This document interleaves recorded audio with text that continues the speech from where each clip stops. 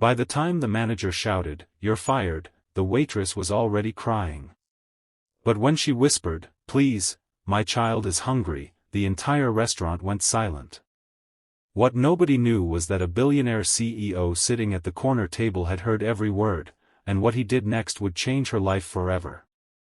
If you enjoy emotional stories about kindness, courage, and unexpected second chances, take a moment to like, subscribe, and tell us in the comments where you're watching from. Marissa had learned how to smile even when her heart was breaking. Every morning, she tied her dark hair into a neat bun, put on her white restaurant uniform, and told herself the same thing before leaving her tiny apartment. Just get through today. Her 6-year-old daughter, Lily, was waiting for her at home. Lily had been sick for several days, and there was almost nothing left in their kitchen. A half loaf of bread sat on the counter beside an empty jar of peanut butter. Marissa had promised her daughter that she would bring something warm home that evening. She had only $23 left. Most of it was supposed to go toward Lily's medicine. The rest had to somehow become dinner. That afternoon, the restaurant was packed. It was one of the most expensive restaurants in the city, where a single dinner could cost more than Marissa earned in a week. She moved between tables carrying plates, refilling glasses, and apologizing whenever someone had to wait an extra minute. Then a wealthy customer complained. "This steak is cold." Marissa immediately apologized and offered to replace it. But before she could take the plate away, the restaurant manager, Victor, appeared. He was already angry. "Marissa! What are you doing?" "Sir, the customer says the steak is cold." "I was going to." "You were going to what? Give away another meal?" Marissa stared at him. "I'm sorry." Victor lowered his voice.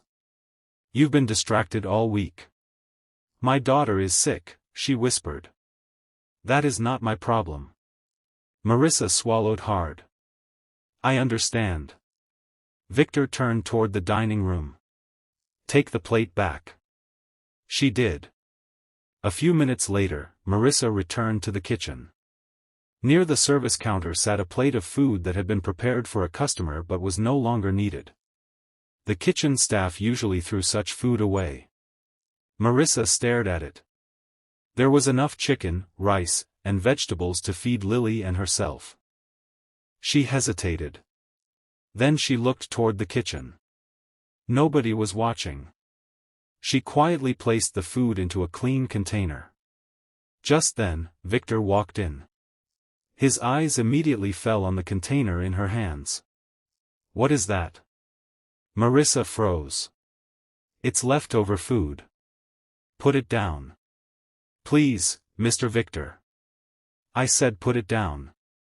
She held the container tighter. "My daughter hasn't eaten since yesterday." Victor's face hardened. "That food belongs to the restaurant. It's going to be thrown away. That isn't your decision." Marissa's eyes filled with tears. "Please, my child is hungry." The words came out barely louder than a whisper. Several employees stopped working. Even some customers looked toward the kitchen. Victor stepped closer. "You think your personal problems give you permission to steal from this restaurant?" "I wasn't stealing." "You took food without permission." "I'm sorry." "Take off your apron." Marissa looked at him in disbelief. "What? You heard me. You're fired." Her hands began to shake. "Please don't do this. I need this job." Victor pointed toward the door. "You should have thought about that before taking company property." Marissa slowly removed her apron. She folded it with trembling hands. Then something happened that Victor didn't expect. A man at a nearby table stood up. He had been watching everything. He was dressed simply in a dark suit, but there was something about his presence that made the entire room quiet. Victor recognized him. His face suddenly went pale. "Mr. Bennett." The man didn't answer. He looked at Marissa. Then at the container of food. Then back at Victor. Did you just fire her for taking food that was going to be thrown away? Victor swallowed. Sir, this is an internal staff matter.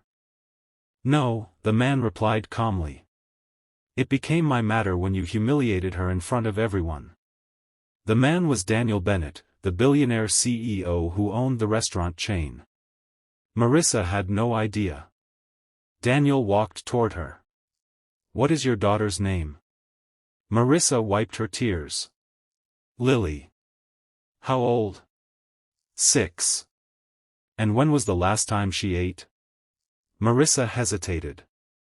Yesterday morning. Daniel's expression changed. He turned toward Victor.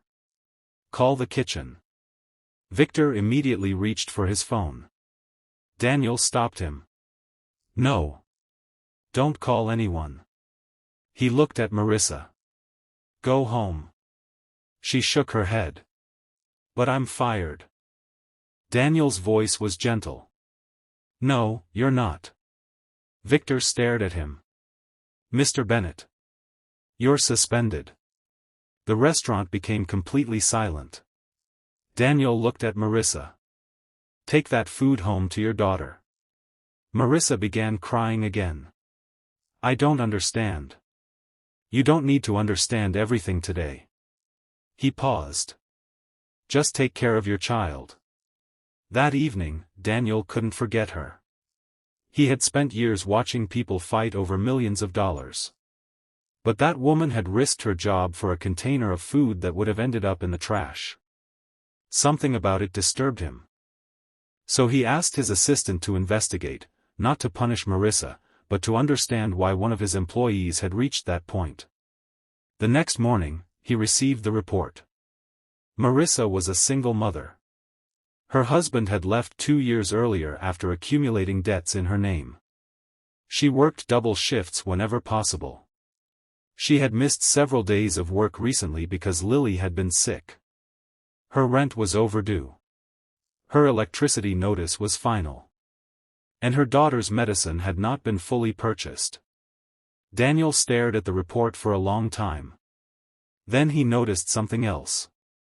3 months earlier, Marissa had been offered a management position at another restaurant. She had declined it. Why? Daniel called her. Marissa answered nervously. Hello? This is Daniel Bennett. She immediately recognized his voice. Mr. Bennett? I want to ask you something. Yes, sir. Why did you refuse the promotion 3 months ago? There was a long silence. Because the position required night shifts. And? My daughter would have been alone. Daniel leaned back. You could have hired a babysitter. I couldn't afford one. He said nothing. Marissa continued quietly. I know I made mistakes. I know I shouldn't have taken the food. But I wasn't trying to steal. I just couldn't go home and tell my little girl there was nothing to eat. Daniel closed his eyes. Then he remembered something from his own childhood. His mother had once divided one sandwich between herself and him. She had told him she wasn't hungry. Years later, he discovered she had lied. She had simply given him her share. Daniel's voice softened. Marissa, come to my office tomorrow morning. She expected to be fired formally.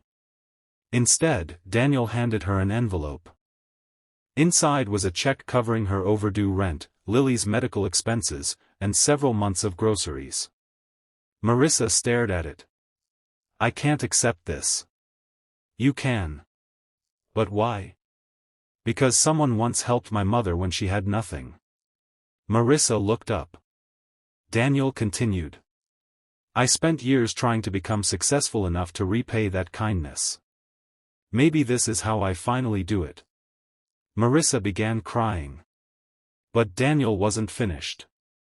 I also want you to manage one of our new restaurants. Marissa shook her head. I don't have the experience. You have something more important. What? Compassion. Months passed. Marissa became one of Daniel's most respected managers. But she changed more than the restaurant. She created a policy allowing employees to take unsold food home rather than throwing it away. She established an emergency fund for workers facing family crises.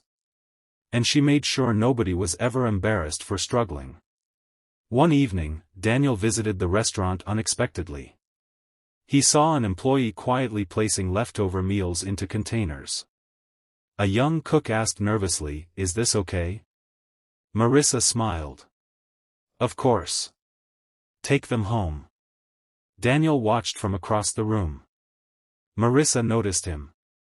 Their eyes met. She smiled. Years later, Lily grew up remembering one thing. Her mother had once lost her job because she wanted to bring food home. But instead of allowing that moment to destroy them, someone chose compassion. And that single act changed everything. Daniel eventually told Marissa the truth about his own mother. "My mother used to say that money can buy comfort," he told her, "but it can never buy character." Marissa smiled. She was right. Daniel nodded. "I think she would have liked you." Marissa looked toward the kitchen, where several employees were laughing together. "I think she would have liked what you became too." Daniel smiled. Then Lily, now older, walked into the restaurant carrying a small homemade cake. She placed it on Daniel's desk. "This is for you." Daniel laughed. "Why?" "Mom says you helped us when we had nothing." Daniel looked at Marissa. Then at the cake. He took a small bite. For a moment, the billionaire CEO wasn't a billionaire. He was simply a man remembering the woman who had once given him half a sandwich. And Marissa wasn't a waitress anymore. She was proof that one desperate moment does not define a person's worth. Sometimes, the people we are quickest to judge are fighting battles we cannot see. Sometimes, a little kindness arrives at exactly the moment someone is ready to give up. And sometimes, the smallest act of compassion can become the beginning of an entirely different life. Moral: never measure a person's worth by their worst moment. A struggling person may need dignity and kindness more than judgment. And remember, what you choose to do when someone has nothing may become the moment they remember for the rest of their life.